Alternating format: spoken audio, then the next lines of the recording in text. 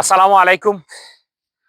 দেশ বিদেশে কাছে অথবা দূরে যে যেখানে রয়েছেন সবাইকে এনায়েতুল্লাহ এগ্রো ফার্মের পক্ষ থেকে জানাচ্ছি প্রাণঢালা অভিনন্দন। প্রিয় ভিউয়ার্স, অল্প বৃষ্টিতেই বুড়ো ধান চলিয়ে গেছে। আপনারা দেখতেছেন, কিছুদিন আগে আমি একটি ভিডিও দিছিলাম যে যদি ভারী বর্ষণ হয় তাহলে হয়তো এইভাবে ধান তলিয়ে যাবে। তো আসলে দেখতে পাচ্ছেন আপনারা, ধান তলিয়ে গেছে পানির নিচে। আমরা কাটতেছি, জমিটা আসলে আমার নয়, আমার জমিতে এখনো ধান পাকেনি, এই জন্য কাটতে পারতেছি না। আমাদের পুরো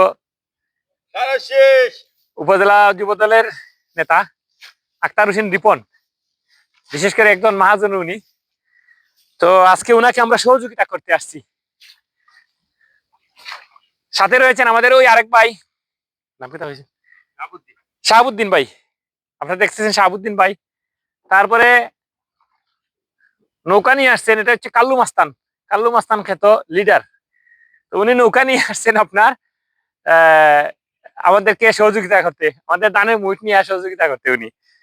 তো যাই হোক, আমি আপনাকে ওনাকে বলেছিলাম যে এটা কি নৌকা, শেখ হাসিনার নৌকা নাকি? উনি তো ভারতে চলে গেছে। উনি বলতেছে না, এটা কাল্লু মাস্তানের নৌকা, শেখ হাসিনার নৌকা না। এটা কার নৌকা? কার নৌকা? শেখ হাসিনার নয় তো? ঠিক আছে, এটি শেখ হাসিনার নৌকা না কাল্লু মাস্তানের নৌকা। তো আক্তার হোসেন রিপন রয়েছেন আমাদের সাথে, আমরা ওনাকে সহযোগিতা করতে আসছি। তো আমরা বিশেষ করে ওনার কাছ থেকে কিছু শুনবো। ভাই, আপনার মতামত একটু ব্যক্ত করতে পারেন? বিসমিল্লাহির রহমানির রহিম।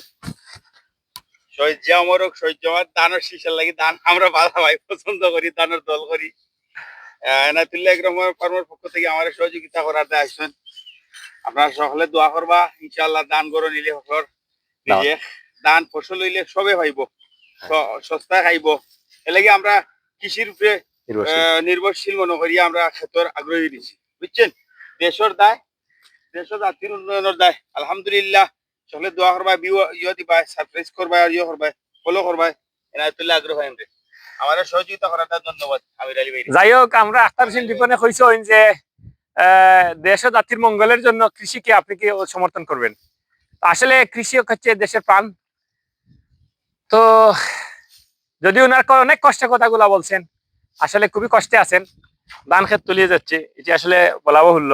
অনেক পয়সা খরচ, অনেক কষ্ট, অনেক শ্রম দেওয়ার পরে আজকে এই অবস্থা। তো আল্লাহ তাআলা যাকে যেভাবে রেখেছেন সেটা সেই অবস্থায় থাকতে হবে আমাদেরকে। সবাই ভালো থাকুন, আর আমাদের এনায়েতুল্লাহ এগ্রো পেজে অবশ্যই একটু ফলো দিয়ে যাবেন, সেই প্রত্যয় ব্যক্ত রাখছি। আজকের মতো আপনাদের কাছ থেকে বিদায় নিচ্ছি। আসসালামু আলাইকুম ওয়া রাহমাতুল্লাহি ওয়া বারাকাতুহু।